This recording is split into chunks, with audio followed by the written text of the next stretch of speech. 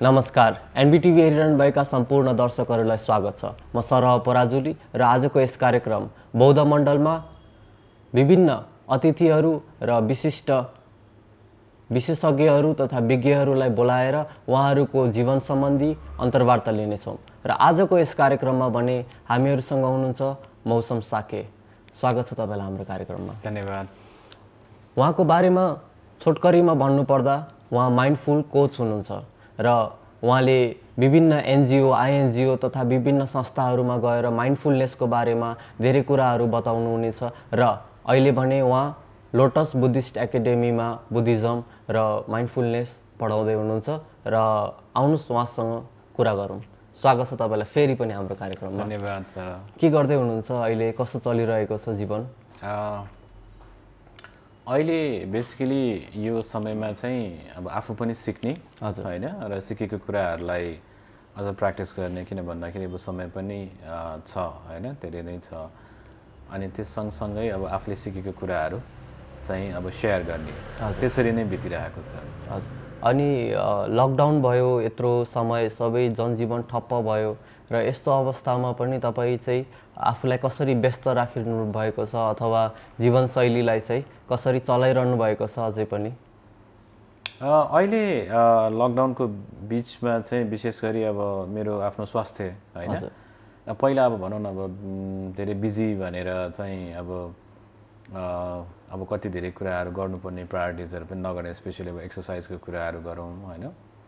त्यस्तै गरेर अब खानपानदेखि लिएर आफ्नो शरीर र मनलाई कसरी स्वस्थ बनाउने भन्ने कुरामै बेसी बिजी भयो। अब त्यसको लागि भनौँ न अब प्रपरली एक्सर्साइजहरू गर्नेदेखि लिएर अब आफ्नो प्र्याक्टिसेसहरू, यो माइन्डफुलनेसकै प्र्याक्टिसेस भनौँ, त्यो सँगसँगै अब अरू थप कोर्सहरू होइन, यो युनिभर्सिटीको अनलाइन कोर्सहरू गर्ने र त्यो सँगसँगै अब नेपालमै चाहिँ विभिन्न सङ्घ संस्थाहरूलाई पनि अब धेरै माइन्डफुलनेस बेस्ड वर्कसपहरू गरेँ। त्यस्तै गरेर अब नेपालभन्दा बाहिर स्पेसली अब टेक्ससमा यो दुईवटा अर्गनाइजेसन मिलेर चाहिँ उहाँहरूले आयोजना गर्नुभएको थियो, यो Nepalese Buddhist association Dallas Texas र कमला साके फाउन्डेसन। उहाँहरूले आयोजना गर्नुभयो र म यहीँ नेपालमा बसी पनि उता अमेरिकाको नेपाली कम्युनिटीलाई पनि अब माइन्डफुलनेस बेस्ड यो वेलबिङ, यो बुद्धिस्ट मेडिटेसन र वेलबिङ सम्बन्धी यो 4 हप्ते वर्कसप र प्र्याक्टिसेसहरू पनि गरायो। जुन अब यो जति पनि सेसनहरू गरेँ अब नेपालमा र बाहिर, अब सहभागीहरूले चाहिँ निकै राम्रोसँग लिइदिनु भयो। त्यसले गर्दाखेरि अब म उत्प्रेरित पनि भएको छु र खुसी पनि छु। यहाँले भन्नुभयो कि जसरी टेक्ससमा र विभिन्न नेपालभन्दा बाहिर रहेका नेपाली कम्युनिटीमा चाहिँ यहाँले माइन्डफुलनेसको कोचिङ अनलाइनबाटै गराउने जुन कुरा भन्नुभयो, त्यसको बारेमा चाहिँ थोरै अझै जसले हेरिरहनु भएको छ उहाँहरूलाई चाहिँ माइन्डफुलनेस कसरी चाहिँ एउटा टाढा भए पनि कम्युनिकेसनद्वारा चाहिँ अरूलाई हेल्प गर्न सकिन्छ भन्ने थोरै बताइदिनुहोस् न। अनि त्यही सुरुमा चाहिँ तपाईँको यो स्कुल अफ साइकोलोजी नेपाल भन्ने उहाँको डाक्टर नरेन्द्र ठगुनाले चाहिँ मलाई कन्ट्याक्ट गर्नुभयो। यो अनि काउन्सिलर्सहरूलाई चाहिँ एउटा सेल्फ केयरको वर्कसप चाहिँ गर्नु पर्यो जुमबाट भन्ने कुरामा, अनि त्यहाँबाट चाहिँ मेरो यो सुरुवात भयो यो अनलाइनबाट गर्ने होइन। अनि त्यसपछि हामीले गऱ्यौँ। अनि त्यहाँ वर्कसपमा मुख्य मेरो कुरा नै के थियो भन्दाखेरि यो पोजिटिभ स्ट्रेन्थहरू चाहिँ कसरी त्यसमा काम गर्ने, किन भन्दाखेरि अब अहिलेको समयमा काउन्सिलिङ मात्र यस्तो गर्नु हुँदैन उस्तो गर्नु हुँदैन मात्र भन्दाखेरि चाहिँ त्यति काम नगर्ला, किन भन्दाखेरि सबैजना अब घरमा थुनिएर बसेका छौँ र त्यहाँ त्यो अवस्थामा पनि घरमै बसेर चाहिँ आफू कसरी स्वस्थ रहन सक्ने भन्ने खालको कुराहरू र त्यो बिचमा आउने नकारात्मक सोच, नकारात्मक भावनाहरूलाई चाहिँ कसरी व्यवस्थापन गर्ने भन्ने कुरा सिकेन भने चाहिँ त्यसले सहयोग गर्दैन होइन। र अहिलेको कन्डिसन अलिक फरक छ भन्ने केस कन्टेक्स्टमा अब उहाँ काउन्सिलरहरूलाई पनि मैले सोधेँ, यो बिचमा तपाईँहरूले चाहिँ आफ्नो सेल्फ केयर चाहिँ कसरी मेन्टेन गरिराख्नु भएको छ, तपाईँले कति आफ्नो जीवनलाई चाहिँ रमाइलोसँग बिताइराख्नु भएको छ। अहिले झन् बढी रेस्पोन्सिबिलिटी लिनुपर्ने मान्छेहरू तपाईँहरू होइन, तपाईँहरूले चाहिँ कतिको प्र्याक्टिस गरिराख्नु भएको छ, नत्र भने त बर्नआउट हुन्छ भन्ने कन्टेक्स्टमा चाहिँ धेरै कुराहरू गरेँ र त्यो वर्कसप रमाइलो भएर उहाँहरूको ग्रुप पछि अब हामीले सोसियल मिडियाजहरूमा हेर्दाखेरि चाहिँ त्यो पाटोमा पोजिटिभ बिइङ होइन वेलबिइङको दिशातिर चाहिँ प्रायः काउन्सिलर्सहरू गएको पाएँ, जुन चाहिँ मलाई एकदमै खुसी लाग्यो। अनि त्यसपछि चाहिँ अब विभिन्न जस्तै पोखरा युनिभर्सिटीको ग्रुपमा भयो, उहाँहरूको नेटवर्कमा अब यहाँ धेरै एनजिओजहरू नेपालको अब उज्यालो फाउन्डेसन भनौँ, कोकोन भनौँ, YMBA भनौँ होइन, लगाएर अब धेरै संस्थाहरूमा पनि म गरिरहेको थिएँ। र त्यही बेलामा अब अमेरिकाको नेपिस बुद्धिस्ट एसोसिएसनका सदस्यहरूसँग पनि मेरो कुरा भयो, अनि त्यहाँ उहाँहरूले चाहिँ अर्गनाइज गर्ने भन्ने कुराहरू। अब यो चाहिँ एउटा परिस्थितिले नै एउटा त्यो दिशातिर लग्यो र यो टेक्नोलोजीले गर्दाखेरि होइन, अहिले जुन अब जुम भनौँ होइन, त्यस्तै गरेर यस्तै सिमिलर एप्लिकेसनहरूले गर्दाखेरि चाहिँ अब एकदमै सजिलो एउटा मोबाइलको भरमा पनि एकदम मजासँग गर्न सकिने। अब यो अनलाइन गर्दाखेरि चाहिँ भर्चुअल गर्दाखेरि चाहिँ एउटा के बुझ्नुपर्ने रहेछ भन्दाखेरि अब हामीले यो वर्कसपहरू गर्दा स्पेसली माइन्डफुलनेसको वर्कसपहरू गर्दाखेरि अब माइन्डफुलनेस भनेको चाहिँ यो कुरा गर्ने मात्रै होइन, बुझ्ने मात्रै होइन, एउटा प्र्याक्टिस नै गर्ने हो।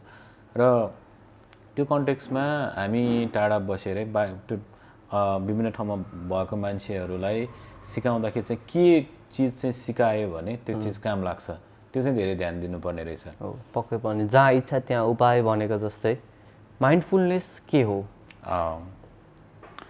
अब नेपालमा बसेर कुरा गर्दाखेरि चाहिँ माइन्डफुलनेस के हो भन्दाखेरि अब एउटा नयाँ जस्तो लाग्छ। अब यो माइन्डफुलनेस चाहिँ विदेशी टर्म भयो इङ्ग्लिसको होइन, तर यसको जुन रुट छ होइन, यो माइन्डफुलनेस के हो भनेर बुझ्नु पर्दाखेरि हामीले सजिलोसँग बुझ्नको लागि चाहिँ यो माइन्डफुलनेस भनेको भगवान बुद्धले सिकाउनु भएको ध्यानमा आधारित एउटा तरिका चाहिँ जुन विदेशमा अहिले एकदमै प्रचलित छ, पपुलर छ। यो चाहिँ हामीले यो भगवान बुद्धले सिकाउनु भएको बौद्ध ध्यान पद्धतिमा आधारित एउटा अभ्यास हो भनेर त्यसरी बुझौँ। अब त्यो भन्दाखेरि अब कसरी चाहिँ यो विदेशमा चाहिँ यसरी हुन गयो त भन्ने कुरा पनि आउँछ होइन। अब त्यसको लागि हामीले अब जुन विदेशमा अमेरिकामा फादर अफ माइन्डफुलनेस भनेर चिनिनुहुने डक्टर जन कुबार्ट जिनको कुरालाई अहिले अलिकति बुझ्नु पर्ला। जन कुबार्ट जिनले चाहिँ अब माइन्डफुलनेसलाई कसरी डिफाइन गर्नुभएको छ भन्ने कुरा गर्दाखेरि चाहिँ उहाँले चाहिँ एकदम त्यो बुझिने होइन, सर्वसाधारणलाई बुझिने। अब अमेरिकामा चाहिँ त्यति बेला बुद्धिस्ट मेडिटेसन भन्यो भने त्यो गर्न पनि काम गर्न पनि नमिल्ने होइन, र अब त्यहाँ त अब विभिन्न धर्मको मान्छेहरू र धार्मिक हिसाबले गर्न नहुने भएकोले चाहिँ उहाँले चाहिँ एकदम सेक्युलर होइन, बुद्धिस्ट पनि भन्नु भएन, तर यो चाहिँ एकदमै सेक्युलर प्र्याक्टिस हो, यो बुद्धिज्मको केही पनि कुरा छैन। माइन्डफुलनेस भनेको एकदम simply paying attention on purpose भनेर आफ्नो इच्छाले कुनै एउटा चिजमा कुनै एउटा समयमा, जस्तै अहिलेको यो प्रेजेन्ट मोमेन्ट अहिलेको अवस्थामा चाहिँ हामीले ध्यान दिने, त्यो पनि नन जजमेन्टली भनेको कुनै पनि आफ्नो धारणाहरूबाट फ्री भएर चाहिँ त्यो मोमेन्टलाई होइन, त्यो क्षणलाई चाहिँ अनुभव गर्ने, त्यसलाई चाहिँ माइन्डफुलनेस भनेर भनिन्छ भनेर उहाँले कुरा गर्नुभयो। अब यही कुरालाई अब हाम्रो बुद्धिस्ट मेडिटेसनमा चाहिँ के भनिन्छ त भनेर अलिकति बुझ्यौँ भने हामी अब नेपाली कन्टेक्स्टमा चाहिँ अनि यो कहाँनिर चाहिँ एक्सप्लेन गरेको छ त भन्दाखेरि अब हामीले एकदम पछाडि गएर हेऱ्यौँ भने हामीलाई अब नेपालीहरूलाई प्राय अष्टाङ्गिक मार्ग भनेको एकदम सजिलो छ होइन, सम्यक दृष्टि आर्य अष्टाङ्गिक मार्ग, त्यसको चाहिँ अब 7औं भनौँ न नम्बरमा आउँदाखेरि सम्यक स्मृति भनेर राइट माइन्डफुलनेस भनेर आउँछ होइन। अब त्यसमा त्यो कुराहरू एकदम स्पष्टसँग लेखेको छ र जन कुबार्ट जिनले भन्नुभएको भन्दा एकदमै अझै ब्रोड होइन। अब जस्तै अब हामीले के भन्छौँ भन्दाखेरि त्यति बेला चाहिँ अब हाम्रो मन जहिले पनि भागिरहन्छ, भागिरहेको मनलाई चाहिँ यो मन भाग्दाखेरि चाहिँ प्राय आफ्नो विचारहरूमा होइन, कि त भविष्यको कुराहरूमा सोचिराख्ने कि त भूतकालमा गइराख्ने, त्यो मनलाई चाहिँ हामीले अहिलेको यो प्रेजेन्ट मोमेन्टमा ल्याउनको लागि चाहिँ कसरी भन्दाखेरि सुरुमा अब भनौँ न अब श्वासलाई हेर्ने श्वासको अनुभव गर्नेदेखि लिएर अरू धेरै टेक्निकहरू छन् अनि त्यो प्र्याक्टिस गर्दै गएपछि हामीले आफ्नो विचारहरूलाई बुझ्छौँ हाम्रो भावनाहरूलाई बुझ्छौँ त्यस्तै गरेर हाम्रो शरीर नै र मन र शरीर होइन मन र शरीर नै कसरी बनेको छ र कसरी चल्छ त्यो सबै कुराहरू हामी बुझ्न सक्छौँ भन्ने कुराहरू हामी यो सम्यक स्मृति राइट माइन्डफुलनेसमा एकदम राम्रोसँग एक्सप्लेन गरेको पाइन्छ हजुर होइन अब त्यो कन्टेक्स्टमा चाहिँ त्यो आइडियाजलाई लिएर चाहिँ अहिलेको समयमा पनि अब जब कस्तो हुँदो रहेछ भन्दाखेरि मान्छेहरूलाई भनेको आफूलाई जे चाहिन्छ त्यो कुरा सिक्न तयार हुन्छ नि अब हामीसँगै भएको यति धेरै कुराहरूमा अब नेपालीहरूले त्यति ध्यान नदिँदा पनि अब अहिले चाहिँ के भयो भन्दाखेरि मानसिक समस्या आइराखेकोले चाहिँ अब माइन्डफुलनेस त पपुलर भयो र माइन्डफुलनेसले चाहिँ यो मानसिक समस्यालाई चाहिँ धेरै किसिमले चाहिँ हटाउन कम गर्न मद्दत गर्छ भनेकोले अब माइन्डफुलनेस चाहिँ नेपालमा पनि प्रचलन हुन गयो भनेपछि यहाँले भन्नुभएको अनुसार माइन्डफुलनेसलाई एकदम छोटकरीमा अथवा एक वाक्यमा भन्नुपर्दा हियर एन्ड नाउ अथवा अहिले जे भइरहेको छ कुनै विगतको अथवा भविष्यको कुरामा नभइकन अहिले नै मन र शरीरमा जे भइरहेको छ त्यसैलाई अब्जर्भ गर्ने नै माइन्डफुलनेस हो अहिले जे भइरहेछ त्यसलाई अब्जर्भ गर्ने र त्यसलाई अनुभव गर्ने हजुर होइन त्यो हेर्ने अब्जर्भ गर्ने भनेको अब जस्तै आफ्नो मनभित्र कस्तो खालको कुरा चलिरहेछ आफ्नो शरीरमा कस्तो खालको भावनाहरू छ कस्तो खालको संवेदनाहरू छ त्यो हेर्ने अब्जर्भ गर्ने त्यो भनेको अनि त्यसमा बस्ने त्यसलाई अनुभव गर्ने हजुर अनि त्यो भएपछि चाहिँ कस्तो हुन्छ भन्दाखेरि हाम्रो मस्तिष्कले अलिक भिन्न किसिमले काम गर्न थाल्छ यो चाहिँ यसलाई के बुद्धिस्ट अम्ब्रेलाभित्रै राख्नुपर्छ कि माइन्डफुलनेस चाहिँ अरू धर्ममा पनि पाइन्छ अथवा माइन्डफुलनेस एउटा साधारण मान्छेले आफै गर्न पनि मिल्छ कि यसको लागि चाहिँ अब कतिको गाह्रो छ माइन्डफुलनेस गर्ने एकदम रमाइलो कुरा खासमा एकदम सजिलो सही कुरा भनौँ यो एकदम सजिलो पनि छ एकदम गाह्रो पनि छ यो विपासना र बुद्धिस्ट मेडिटेसनको माइन्डफुलनेसमा चाहिँ कस्तो छ भन्दाखेरि यो प्र्याक्टिसहरू गर्दै जाँदाखेरि होइन यो अभ्यास गर्दै जाँदाखेरि हाम्रो यो क्ल्यारिटी यो अवेरनेसको क्ल्यारिटी भनेको हाम्रो जुन थाहा पाउने हाम्रो मनको जुन थाहा पाउने क्वालिटी छ त्यो चाहिँ एकदमै झनै स्पष्ट भएर जाने जसले गर्दाखेरि चाहिँ अझ धेरै हाम्रो भित्र के भइरहेको छ बाहिर के भइरहेको छ भन्ने कुरा थाहा हुँदै जान्छ अनि त्यो थाहा हुँदै गएपछि चाहिँ अनि हामीले अझ राम्रोसँग काम गर्न सक्छौँ फरक चाहिँ त्यो छ जस्तै अब तपाईँको कस्तो हुन्छ भन्दाखेरि अरू ध्यान पद्धतिहरूमा अब नकारात्मक भावना आयो वा नकारात्मक सोच आयो भने त्यसलाई कन्ट्रोल गर्नलाई चाहिँ हामी ब्रिदिङ होइन नराम्रो अनि लामो श्वास तान्यो भने चाहिँ हामी त्यो ब्रिदिङ्सबाट त्यो नकारात्मक सोचलाई हामी रोक्न सक्छौँ भन्ने कुरा हुन्छ तर माइन्डफुलनेसमा चाहिँ त्यो रोक्ने भन्ने कुरा हुँदैन त्यो नकारात्मक विचार आए पनि त्यसलाई चिन्ने होइन त्यसको प्रकृति थाहा पाउने र त्यसलाई कसरी म्यानेज गर्ने अनि त्यसले गर्दाखेरि कुनै पनि कुरा रोक्नु होइन जस्तै हामीले प्रेजेन्ट मोमेन्टमा अनुभव गर्ने भन्ने बित्तिकै त प्रेजेन्ट मोमेन्टमा त जस्तो खालको पनि सिचुएसन हुनसक्छ नि अब यहाँले अघि नै भन्नुभएको कुरा मैले सम्झिन चाहेँ जुन 7 नम्बरको सम्यक स्मृति भन्नुभयो अब यतिले मात्रै पुग्ला त मान्छेहरूलाई यसरी माइन्डफुलनेसको लागि यति भनेर मनलाई चाहिँ एउटा स्थिर बनाउन र जुन भाग्ने मनलाई चाहिँ अलिकति शान्त बनाउनको लागि हुन त यो एउटा गेटवे विन्डो हुनसक्छ तर सायद अहिले स्ट्रेस बढेको कारण मात्रै मान्छे माइन्डफुलनेसमा लागेको हो कि माइन्डफुलनेस साँच्चीकै नै ठुलो हो कि इफेक्टिभ मात्रै हो यो प्रेजेन्ट मोमेन्टमा मात्र बसेर पुग्छ र भन्ने प्रश्नमा चाहिँ अब हामी सबैको एउटा लक्ष्य हुन्छ होइन जस्तै तपाईँको एउटा लक्ष्य छ अरू प्रत्येक मान्छेको एउटा म केही गर्छु भन्ने लक्ष्य हुन्छ तर बुद्धिज्ममा चाहिँ अब त्यो लक्ष्यलाई मात्र लिइँदैन होइन त्यो लक्ष्य सँगसँगै आध्यात्मिक रूपमा चाहिँ हामी यो भित्रदेखि कम्प्लिटली चाहिँ फ्री हुने र हामी ज्ञान प्राप्त गर्ने होइन हामी आफ्नो अवेकनिङको यात्रामा जानुपर्छ भन्ने मान्यता हो अब अहिलेको समयमा सबैजना चाहिँ यो भनौँ न स्पिरिचुअल जर्नीमा जान नचाहे पनि तर आफ्नो लक्ष्य त छ नि आफ्नो जीवनमा त केही न केही गर्नुपर्छ र केही कुनै पनि क्षेत्रमा सफल हुन्छु भन्ने त चाहना सबैको छ। सो त्यो लक्ष्यलाई लिएर हैन, त्यो लक्ष्य पनि कस्तो भन्दाखेरि अब सफल हुने भनेको कोही कसैलाई नराम्रो गरेर कुनै काम गर्छन् त्यो मान्छे त यसै पनि सफल हुँदैन, त्यो सबैलाई थाहा छ। तर अब कुनै काम गर्ने यसमा सफल हुने जसले कसरी भन्दाखेरि अरूलाई पनि राम्रो बनाएर हैन, कुनै पनि एउटा सेक्टरमा कुनै राम्रो काम गर्यो र सफल हुने काम गर्यो भने आफू सफल भइ नै हालिन्छ। त्यो लक्ष्य सहित यो माइन्डफुलनेसको प्र्याक्टिस गर्यो भने त्यो रिजल्ट चाहिँ यो प्रुभन पनि हो, संसारभरि नै यसले देखाइरहेकै छ। त्यसले गर्दा अब माइन्डफुलनेसको कुरा गर्दाखेरि हामीले यो यत्तिकै बसेर अड्किने बस्ने भन्ने होइन कि त्यो बग्ने भन्ने हो। जस्तै हामीले प्रेजेन्ट मोमेन्टमा बस्ने भनेको प्रेजेन्ट मोमेन्ट त अब क्षणमै चेन्ज हुन्छ नि हैन, एउटा प्रेजेन्ट मोमेन्टमा बसेर त्यसमा अड्किराख्ने भन्ने होइन हैन, त्यसलाई हामीले त्यसरी बुझ्नुपर्छ। प्रेजेन्ट मोमेन्ट भनेको खोला जस्तै बगिरहेको हुन्छ, सो त्यो बगेको खोला जस्तो बग्छ त्यस्तो थाहा पाउने हो हैन।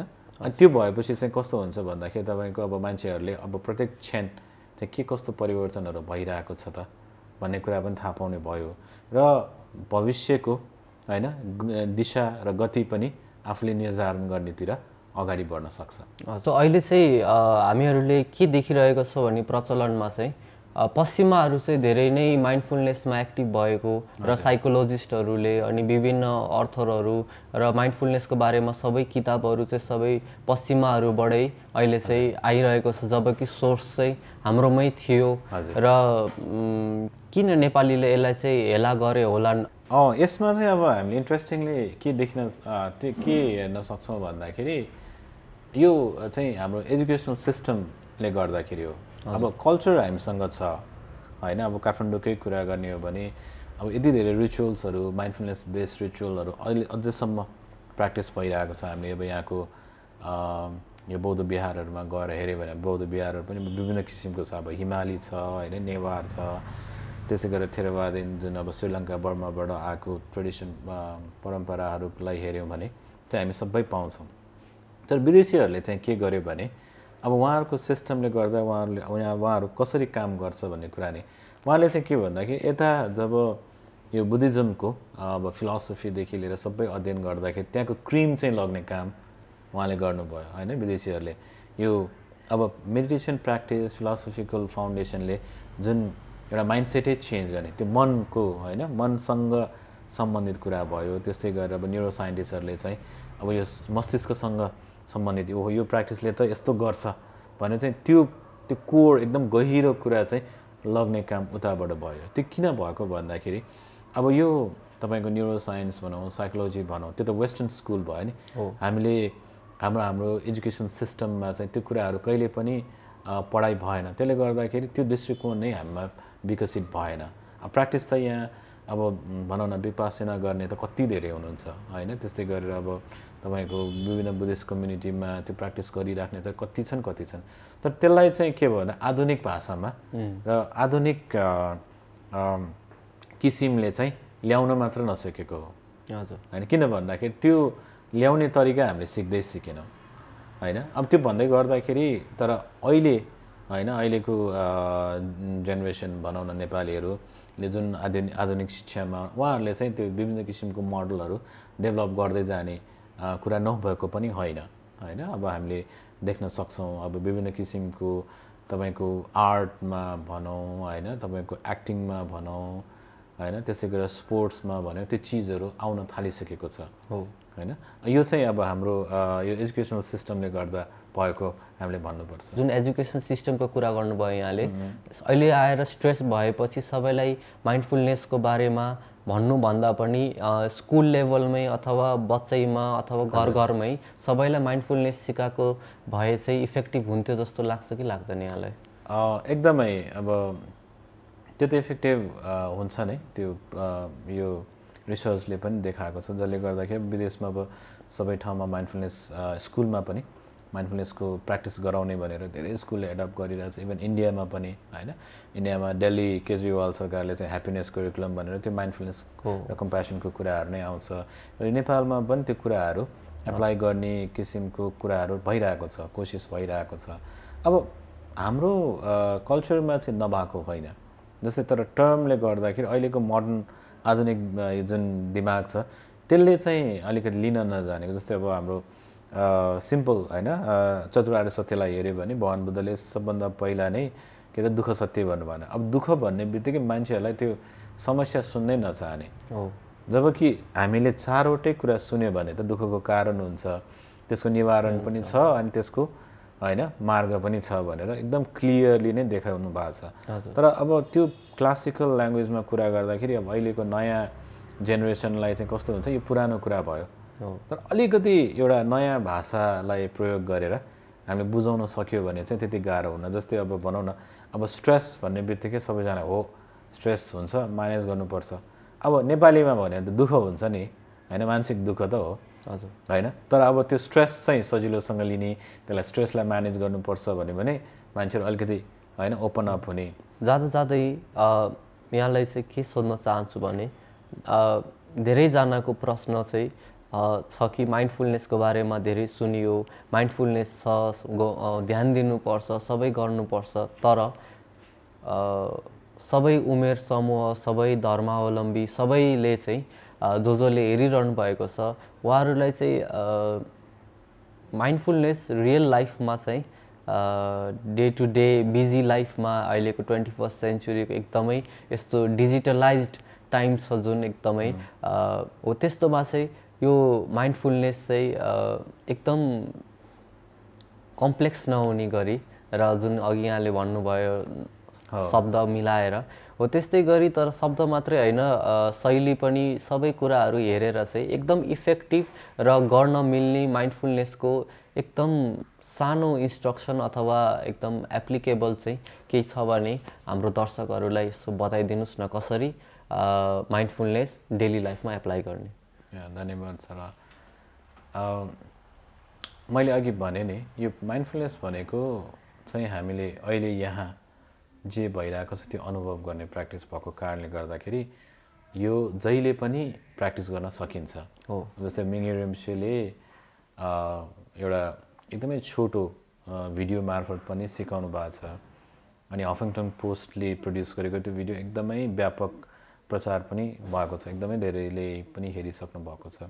अब त्यसलाई नै रिफर गर्ने हो भने पनि यो माइन्डफुलनेसको प्र्याक्टिस चाहिँ हामीले जस्तो सुकै अवस्थामा जहिले पनि गर्न सक्छौँ होइन। अब त्यो भन्दाखेरि अब हामीले दुईवटा कुरा गरौँ, एउटा फर्मल र एउटा एक्टिभ। अब हामी अब फर्मल प्र्याक्टिस भन्दाखेरि अब भनौँ न अब दिनदिनै एउटा टाइम नै 15-20 मिनट म बसेर पल्टी कसेर चाहिँ यो प्र्याक्टिस गर्छु भन्न पनि पाइयो। अनि त्यो सँगसँगै चाहिँ अब हामी यो कुरा गर्दाखेरि पनि, जस्तै अब हामी कुरा गर्दाखेरि कुरा गरौँ होइन, हामी कम्युनिकेसन मान्छेहरूसँग कुरा गर्दाखेरि मैले के चिज सुनिरहेको छु त होइन, अगाडिको मान्छे त बोलिरहेको छ, म त्यसलाई चाहिँ स्पष्टसँग सुन्छु र के भन्न खोजिरहेको छु त होइन अगाडिको मान्छेले भनेर म सुन्छु भनेपछि म साउन्डसँग रिलेटेड प्र्याक्टिसेसहरू गर्न सक्छु होइन। त्यस्तै गरेर सङ्गीत सुन्दाखेरि एकदम मजासँग सुन्ने होइन, साँच्चीकै सुन्ने, साँच्चीकै अनुभव गर्ने।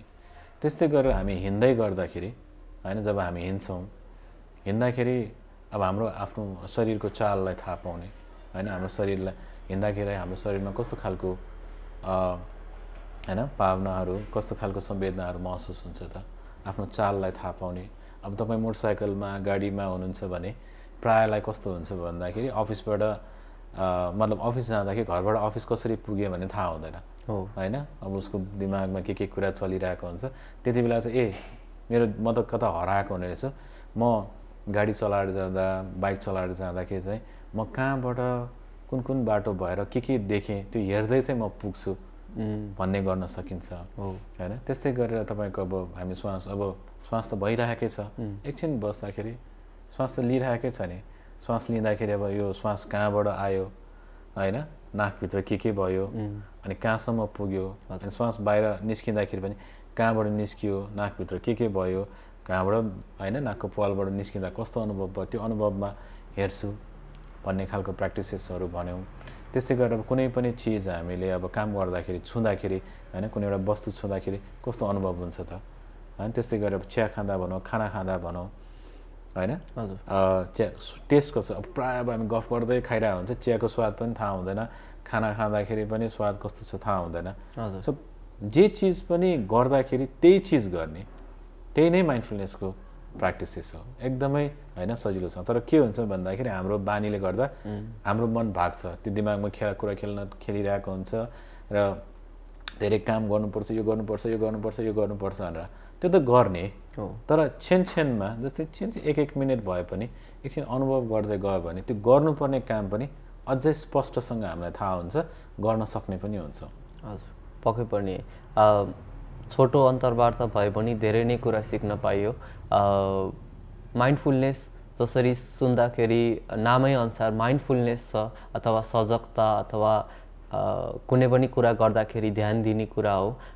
साधारण भए पनि यो निकै नै बृहत छ र पृथक पनि छ, त्यसैले सजिलो पनि छ गाह्रो पनि छ। त्यसैले बुझाउनको लागि चाहिँ उहाँहरू जस्तो काउन्सेलर तथा धेरै नै विज्ञहरू विशेषज्ञहरू चाहिँ लागि पर्नु भएको छ।